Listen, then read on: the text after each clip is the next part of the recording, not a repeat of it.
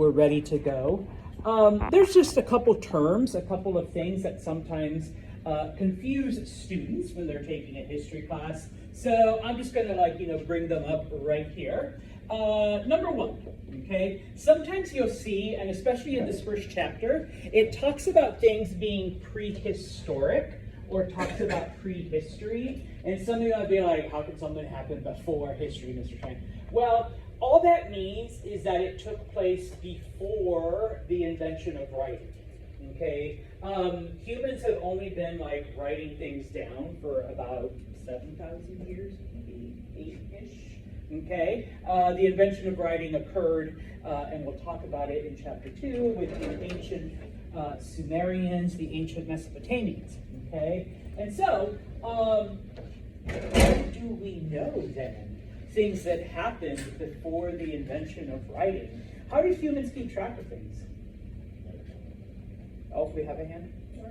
Yes, oral tradition. Okay, and somebody told the stories, and then whether it was the village, the family, the clan, the whatever, all right, we have the designated rememberer. Okay, and so I'm the one, and then as I'm getting old and die, I pass it on to my child, and so now they're the designated, storyteller, rememberer for our group.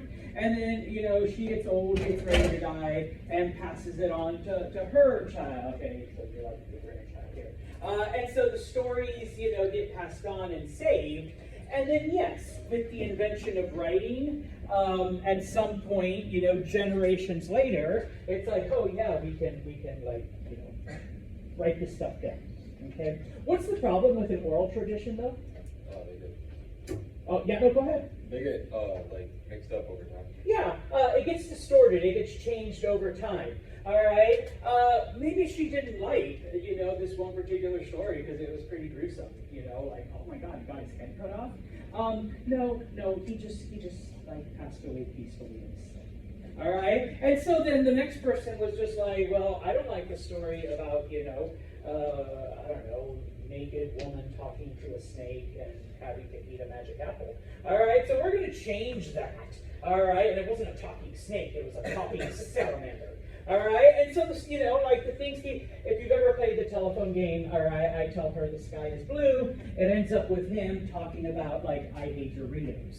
All right, how we went from the sky is blue to I hate Doritos, y'all in the middle changed it up.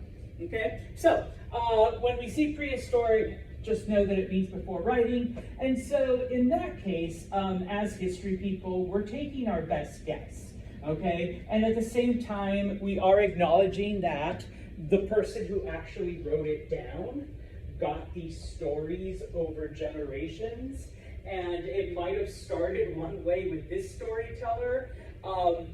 We may only have a very small piece by the time it gets to this storyteller who ended up writing it down. Okay? Now, number 2. BC and AD, we typically have used in the past to give various dates. Okay? And I always ask, all right, does anyone know what BC stands for? Most people do. Go ahead. Before Christ. Okay, so anything that happened before the existence of, Jesus, all right? Anyone know what AD? Oh, look at that. Yeah, most people are like after death, which is logical. I'm like, but no, it's Latin, it's Anno Domini, which means the year of our Lord. Okay, referring once again to Jesus. Now, because that is 1,000% Christian-centric, okay, and no offense, Christians, but most of the world isn't Christian, and throughout history, most of the world has not been Christian, okay? So, they changed it, all right, to BCE and CE, and this is what you see in your textbook. BCE stands for Before the Common Era, and CE, Common Era. The only problem, of course, is that it still follows, before the Common Era is literally before Jesus, and the Common Era is after. All right, so it still follows the same guideline, but we're kind of just calling it something different. Because once again, like I said, most of the world isn't Christian, and throughout history, most of the world has not been Christian. Okay, and I'm sorry, what was your question, comment? I was gonna say like Americans' way of measuring versus the metric system for the rest of the world. Yeah. Kind of like that concept. Yeah. I mean, us, Liberia, and Burma. That's it. Okay. I know. Go Liberia. Some of you guys are like, what the hell is that? Small country in Western Africa. All right. And then everybody else uses metric. All right. The rest of the civilized world and whatnot. Number 3. Okay. Sometimes history books, all right, not just our textbook, but every history book that's ever been written, sometimes they'll refer to things as like the 18th century, the 17th century, the 15th century, and then sometimes they'll give actual dates, okay? Just know, since you're all going to be amateur historians, or maybe, you're like, sometimes this is cool, I want to do history like that.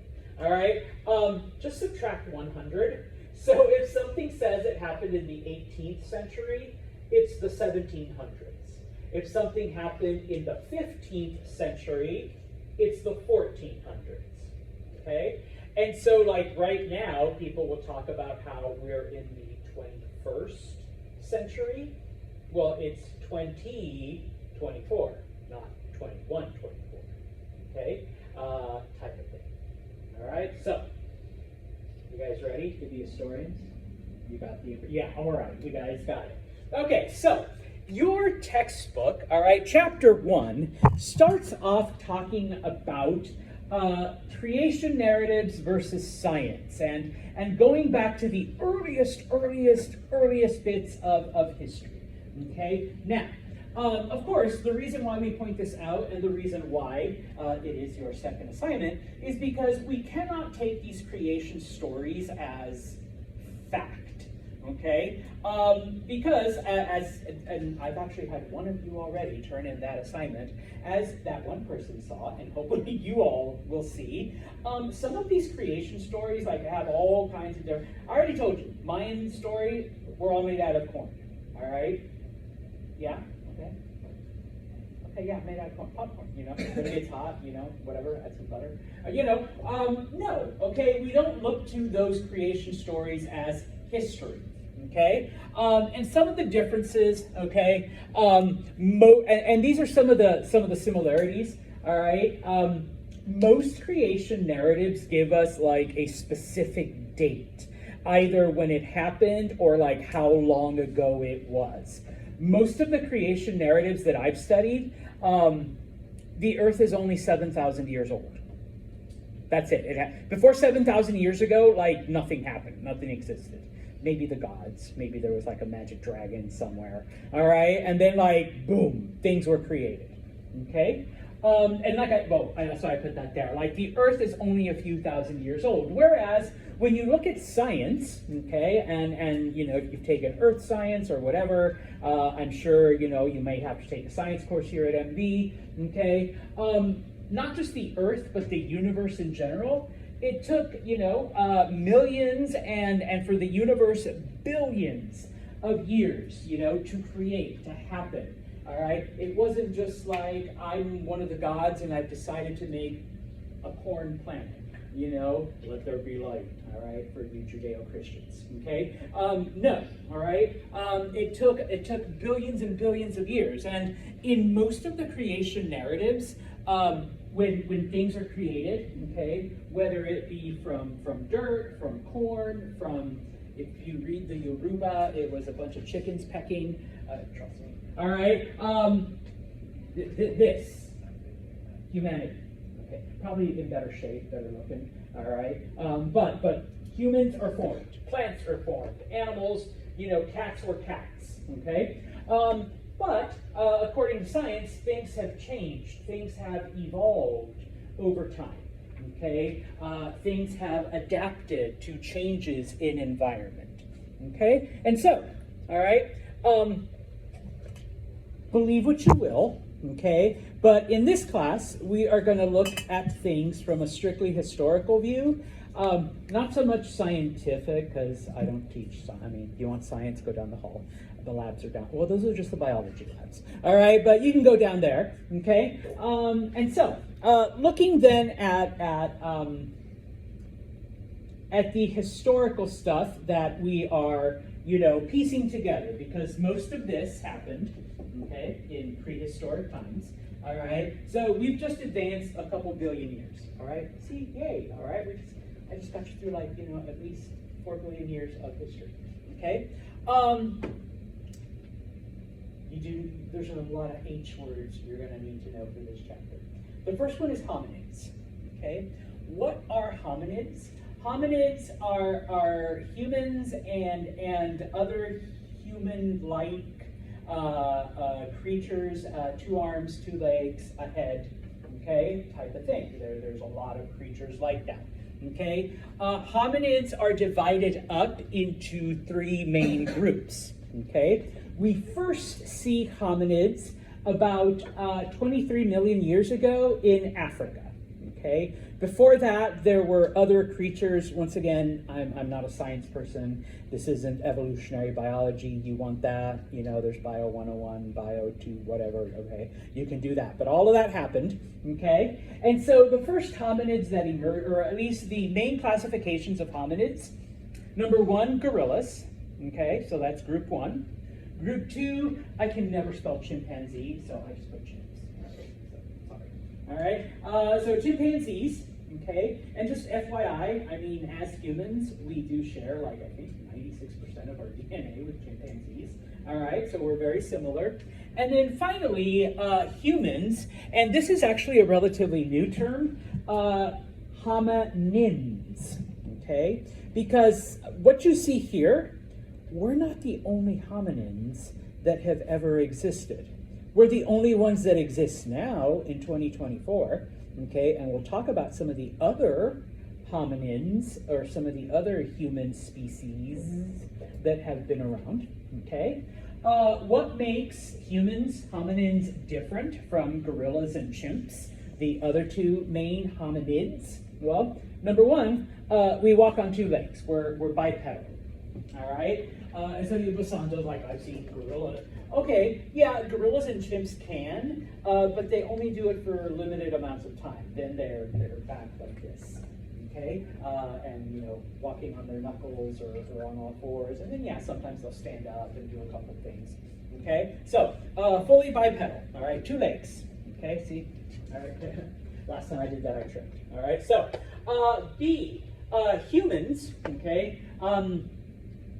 Were the first, or at least are the only hominid to be able to make use of fire and understand its purpose and use it to their benefit. Okay, now obviously at some point, lightning struck a tree, it burned, and people realized, hey, if you stand close to this, it's warmer, so let's stand close to it. If you add more stuff to it, it keeps going. It doesn't just go out. And oh, by the way, if you take whatever animal you just killed, it tastes a lot better if you hold it close to this. After a while, it's not as tough. It's not as I can chew into it, and it actually tastes good. All right. Eventually, humans learn how to recreate it without waiting for a lightning strike or something like that. Okay, humans are the only ones who make use of tools that we're able to figure out that we can use this other stuff to help us in the creation of other things. Now, don't be like, oh yeah, so they went down to Home Depot and bought whatever. No, we're talking about stones to pound other things. All right, shaping rocks to use for hunting or to use in other pursuits. Okay, skills and language. Okay, while gorillas and chimps can be taught very basic communication and they can express certain things, the ability to speak, all right, is something that is unique to humans. Okay, Basanto, parrots just mimic. all right? They're not actually producing, all right, speech, all right? They're mimicking what we do, all right? And then finally, probably the most important one, although I guess we really can't ask a gorilla or a chimp, that sense of self, that acknowledgement that you are in fact like a living thing, and you know, you have feelings and emotions and desires and like all of that, okay? And so we get what we would call modern humans or modern hominins anywhere from 23 million to 150,000 years ago. And some of you are like, Santos, that's a range of about 22,700,000 years. Why do we have such a huge range? Well, today I woke up and I think I'm me and I'm different from these other creatures. Did we have that? No. Okay, all we have is like fossils and certain evidences and stuff, and so okay, we're kind of guessing. All right. At some point during that time, all of this happened. Okay, it wasn't like, my name is Grog, and today, for some reason, I'm only walking on my legs. All right, no, all right, we didn't quite get that. All right, so because there aren't those types of things, we're taking a huge guess. All right, on when all this occurred.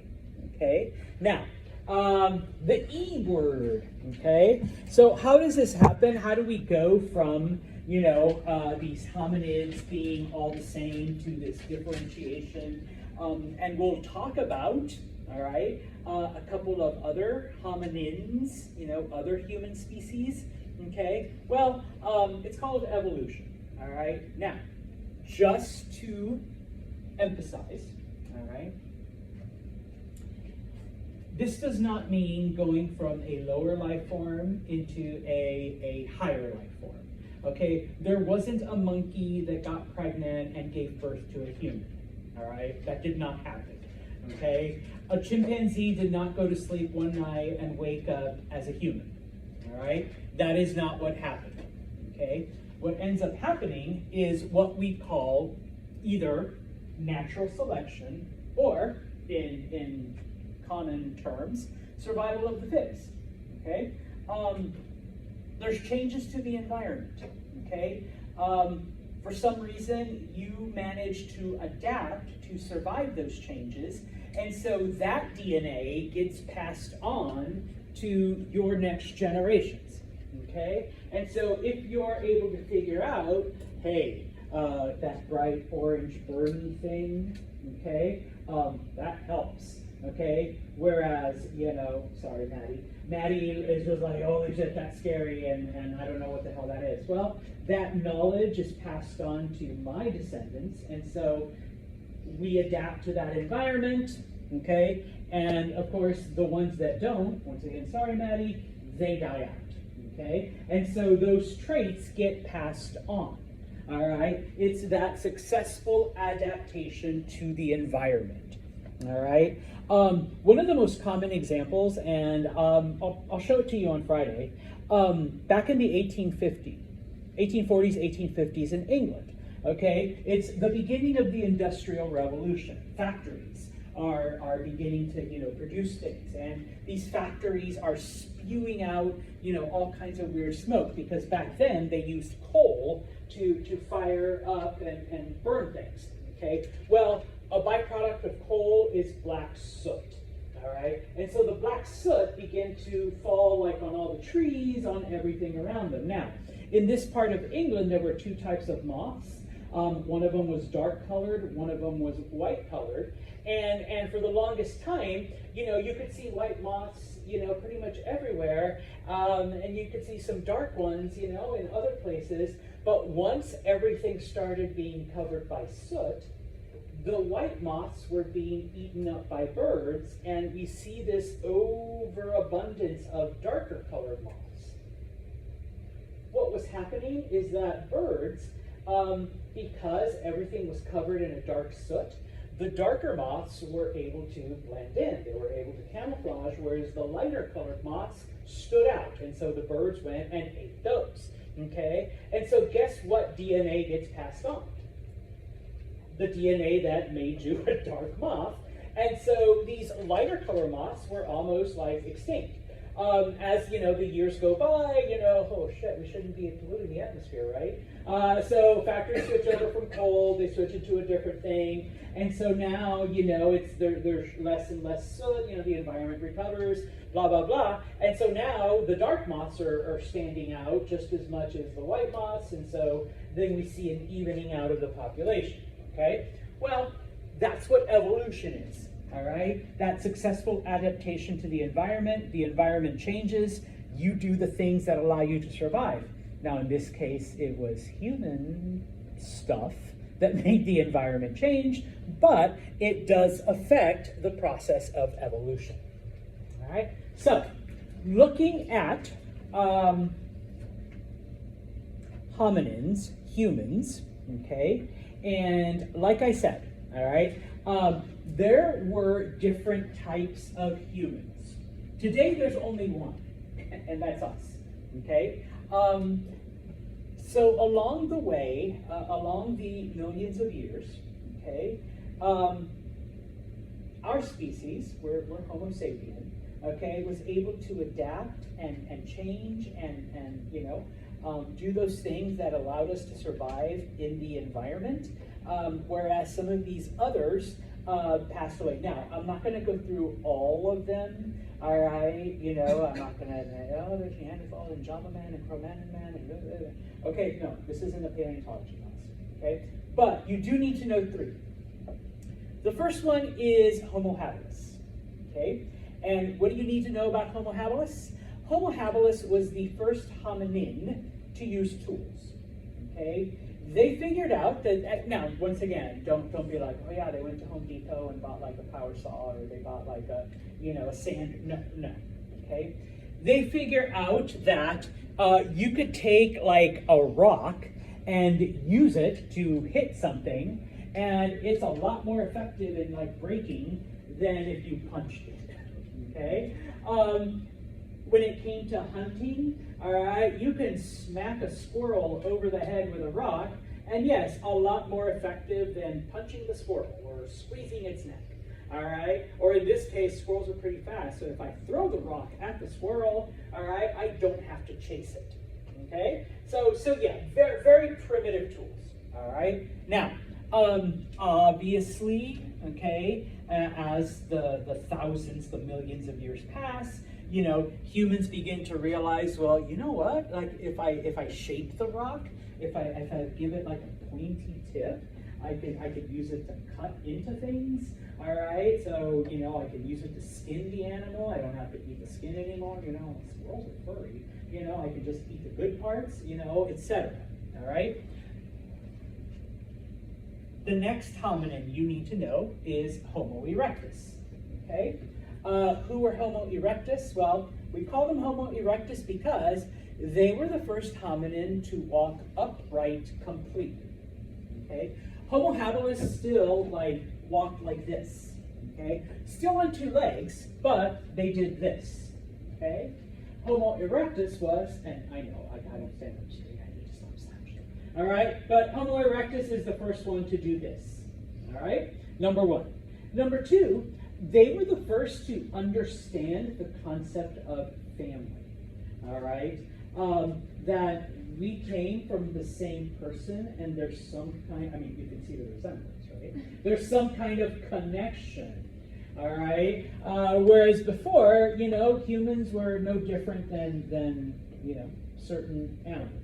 All right, and just as an aside, all right, I remember a friend of mine told me, because she used to work for a veterinary clinic, how this lady was surprised that one of her cats was pregnant because, oh, I don't let her outside, they don't go out, they don't have indoor cats, blah blah blah, and so they asked, and come to find out that, well, they have 3 or 4 cats because they were born from the same litter, blah blah blah, and it's like, well, there you go, that's how she got pregnant from one of the male cats. He was like, no, that was her brother. They're brother and sister. Oh, you're disgusting. And it's just like, yeah, that concept doesn't exist in cats. all right? They go into their season, they mate. It's like, it's not like, oh my God, this is my litter mate, this is my sister, okay? Well, Homo erectus was the first to be like, we're related, okay? You know, so that idea of family, okay? They were the first ones to discover fire. And by discover, I don't mean like, oh, look what I did today. No, like I said, they saw a tree burning, okay, and they're like, hey, you know, stuff's good, warm, all right, you can cook your meat. And then, of course, over the thousands, millions of years, you know, they learn how to keep it, they learn how to preserve it, they learn how to use it for other things, and then it's the next group, Homo sapiens, that actually learns how to create it. All right, you don't need to wait for a lightning strike, okay? You know, two stones together, all right, give a spark and the whole thing. Okay. Finally, Homo erectus is the first hominin to and I don't mean, yeah, they went to Disney every summer, all right, they traveled. No. But they begin to move from place to place because, you know, as the population increases, you know, limited resources, and so they begin to move around following those different resources. Okay? The last group, and I've already mentioned them, okay, and probably the biggest one, Homo sapiens. Okay? This is modern humanity. You and I are all Homo sapien. Okay? We are descended from this hominin. Okay? Now, that's not to say, because, and once again, just on a tiny tangent, there were like other groups, like I said, we're not going to study them. But one of the groups is a group known as Neanderthal. They existed mostly in Europe. And within the last maybe 10 or 15 years, as they've done like, you know, the whole DNA thing, and it's not like the Ancestry or 23andMe, but the more like intense studies, there are some modern humans that do have a bit of Neanderthal DNA in them, which leads us to believe that Homo sapien did intermix with Neanderthal, and even though Neanderthal died out, okay, because they couldn't adapt to the environmental changes, they had a much smaller brain, okay? You know, some of them did, you know, some of y'all, you know, may have some of that DNA in you, okay? We first see Homo sapien about 300,000 years ago, okay? Also in Africa, okay? After about 200,000 years, all right, Homo sapien begins to migrate out of Africa, okay? Back then, all right, pretty much every hominin group, all right, especially Homo sapien, were hunter-gatherers, all right? What do we mean by that? What did they do to survive? We're not very creative with names. Go ahead. Hunted and gathered, yes. Okay. They killed animals, they cooked them, they ate them. Okay. They saw, unfortunately, these are not fruit trees. They saw berries, they saw apples, they saw whatever. They went and got them and ate them. Okay. They saw things growing in the ground. They picked it up, they ate it. Okay. And let's pretend, sorry, I'll open this window too. Let's pretend that's an apple tree. What do we do once we've picked all the apples off of that tree if we are a group of hunter-gatherers? We gotta move, yes, all right, well, shit, all the apples are gone. Let's go to that tree over there, all right? And so basically that begins to happen. Okay, about 100,000 years ago, the first groups begin to leave Africa because it's like, well, we ate that apple, we ate that apple. Never dawned on them, not yet, that they could like go back because the apples would grow back. All right, but you know, they keep going. All right, they basically followed whatever animal herd, whatever food source they were going after. Okay. Now, I know I said that hominins, you know, developed language. But it wasn't Homo erectus, it wasn't Homo habilis, it wasn't Neanderthal, it wasn't, you know, Java man. I forget the scientific term for Java man, but I just remember Java man. All right, it was Homo sapien. All right, that came up with the idea of language, being able to express some of these things. And so this adaptation is huge because if we've discovered fire and we've learned to harness it and we've learned to, you know, Homo sapien actually learns to recreate it, you're still my child. I am now able to tell my descendant, okay,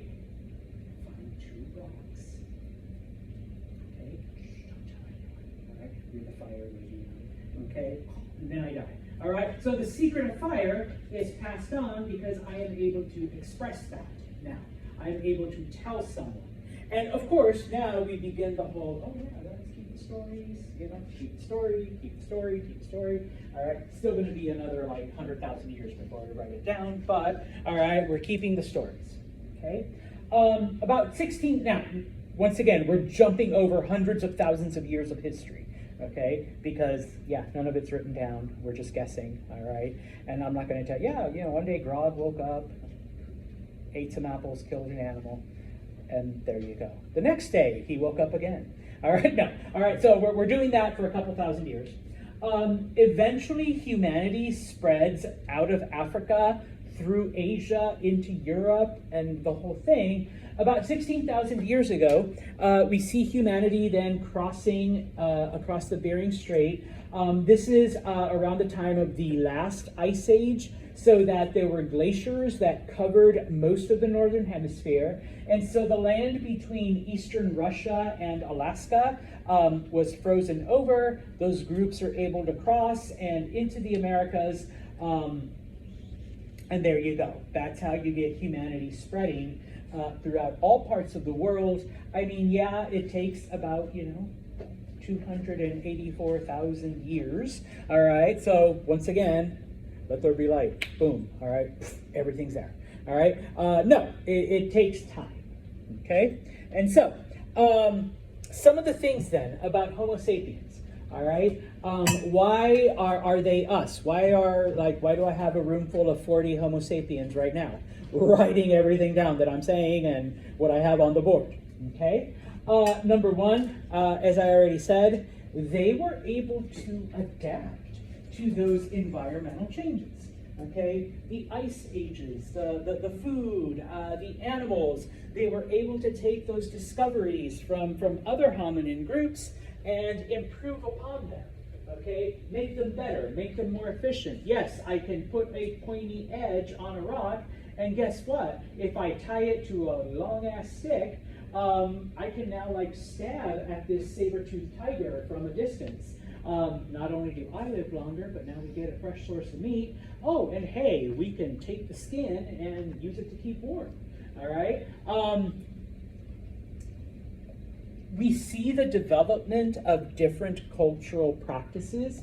We'll talk about beliefs and religion and other things, but people begin to realize that if I do X, Y will happen. So I'm going to continually do X in the hope that Y results.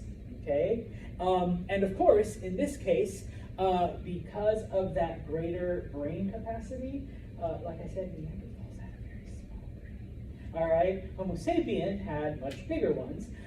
They eventually developed language, and I am able to tell, my descendant here, if you do X, Y is going to happen, and you're going to be able to make fire, you're going to be able to hunt an animal, you're going to be able to do whatever. Okay, and so then she tells her descendant, if you do X, Y is going to happen, and so you're able to get fire, you're able to get the animal, and over time, there are changes and there are improvements. Okay, other hominins weren't able to do that. Okay, which is why we don't coexist with modern Neanderthals or Homo erectus or Cro-Magnon or any of those. Okay, Homo sapiens are the dominant ones that are left. All right? Good? Okay. One of the things you will discover about Mr. Santos, I love maps. I'm obsessed. It's my OCD thing. All right? I realize I'm one of those freaks. Everyone has a thing. Besides Star Wars, it's maps. I don't know. I've always been kind of fascinated by them. And so I'm going to put a lot of maps on my lectures and in my slides. This map just shows then the migration of humanity over those 300,000 years of Homo sapiens. Okay? Humanity remained in Africa anywhere from 200,000 to 150,000 years before we begin to see then the migration. All right, about 40,000 years ago, we see, you know, Homo sapien in Europe. 25,000 years, you know, in Asia. Okay. Now, Mr. Santos, your slide said 16,000. The map says 15,000.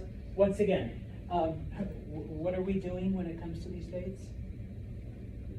We're just guessing, okay? We're taking it, because once again, you know, today I woke up and there was this big piece of ice, and so now I'm leaving Russia and going to Alaska. No, all right, nobody did that, all right? So we're just kind of guessing from fossils and from remains that it was, I mean, it's only 1,000 years, that's narrowing it down. All right, so at some point in those 1,000 years it happened. Okay, and yes, the Americas are the last continent that was settled. Around 12,000 years ago, we noticed that there was, like, you know, civilizations in Mexico. About like 9,000 years ago, then we noticed, you know, things in South America, type of thing. So it takes thousands of years for humanity to spread. Okay, now some of the special things, I guess. Some of the things that allow Homo sapien to survive, okay, specifically, okay. As I already mentioned, number one is language, the development of language. The other hominin groups did not communicate, all right? Homo sapien did, all right? And as I've already illustrated, this allows, you know, that knowledge to be passed on, these ideas. Okay, you know, hey, son, take the rock, make it pointy, and then tie it to a stick, all right, and you'll be a good hunter. And so then he passes that on as well, okay? Now, humans were hunter-gatherers for hundreds of thousands of years, all right? We'll talk about the development of agriculture on Friday, but for you know, hundreds of thousands of years, humans lived by hunting and gathering, which is why humanity spread so far. They followed the animals. They followed, you know, I ate all the apples. We're going to go to the next tree. Okay. Now, because of this, all right, human groups remained very small. All right. Because if you're relying on whatever animal you can catch, or whatever fruit or grasses or you know, whatever you can find out there, obviously you're not going to be able to feed a large amount of people. Okay, so your groups were small. Okay, you might encounter other groups, and you know, that's where you would either fight and steal their things, or that's how you met, you know, your husband, your wife, you know, whatever, you traded off, and there you go. Okay, but you know, for most of these, you know, hundreds of thousands of years, humanity remained small. All right, now this is big, because and I had to change the slides. For the longest time, we believed that men were the hunters and women were the gatherers, and that was just like, because we were kind of imposing our own, you know, patriarchal view on the past, and we just assumed that because through most of written history, you know, men did the work, women cooked, cleaned, babies. Okay, so we just assumed, oh yeah, men hunt. All right, well, what's left for the women to do? They can gather. All right.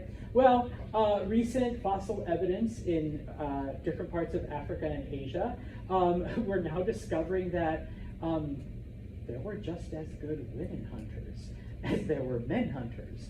And some of the men gathered, okay? It wasn't divided along like gender roles that way.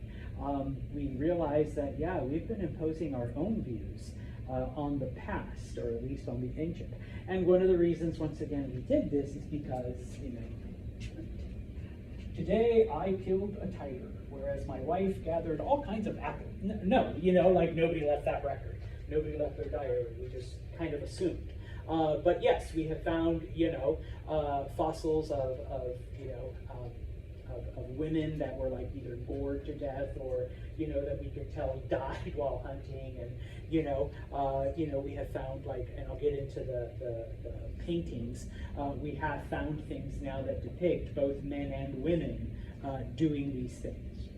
All right. Now, painting, sculpture, music. Homo sapiens are the first to develop some of these things. Okay. I guess things that today we would consider art. All right. And other hominins did not.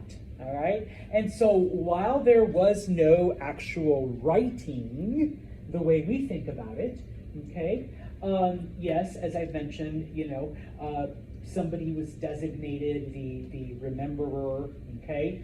And in this case, we also have stories because, and I always start off with this, some of the earliest beliefs, okay, when it comes to religion started as a way to explain natural phenomena, all right?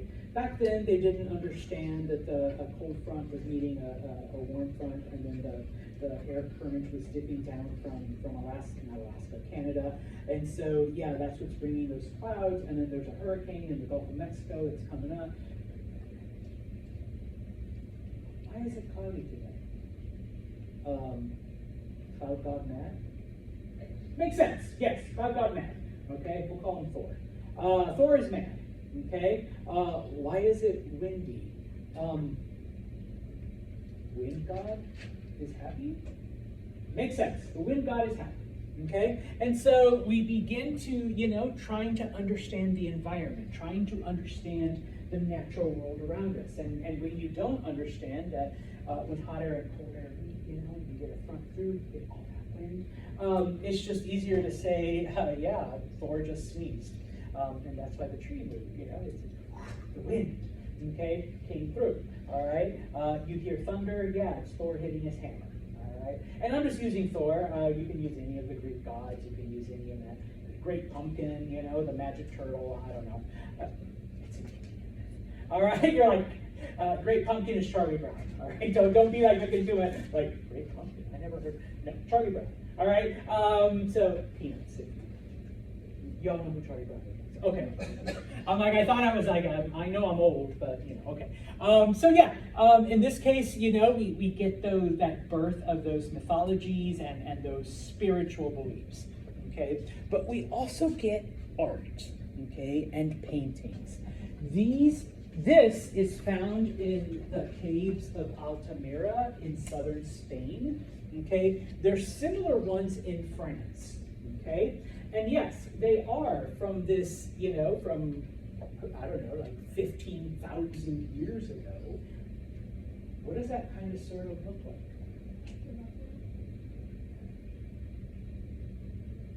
I could go with a buffalo. What else? It's actually a bull. Yeah, I know, they're not that great artists, okay? I'm sure you can draw better. All right, but yeah, some kind of cattle, some kind of bovine creature.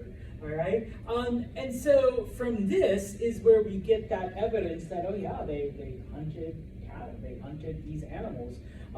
They came to a priest. And if you understand, and once again, I'm Hispanic, so in Spain, this is where you get the tradition of like bullfighting and running of the bulls and like all of that other stuff, because it's man versus nature. You pit yourself against these forces and you overcome them and like all of that other stuff. All right, and so yeah, and we see very similar things in other parts of Europe. Like I said, there's some. I can't remember the name of the French caves, but you have something similar. Now, sometimes students are like, "Yeah, but Santos, those eyes are messed up." Okay, this is a 20,000-year-old thing. All right. Yes, I know you could draw a better bull, a better buffalo. At least put that on.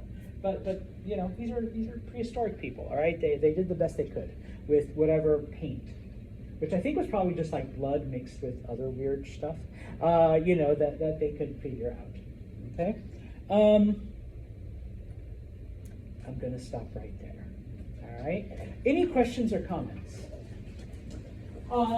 Remember, homework is due on Friday, and on Friday we will continue then talking about the A word, agriculture. This is where history really gets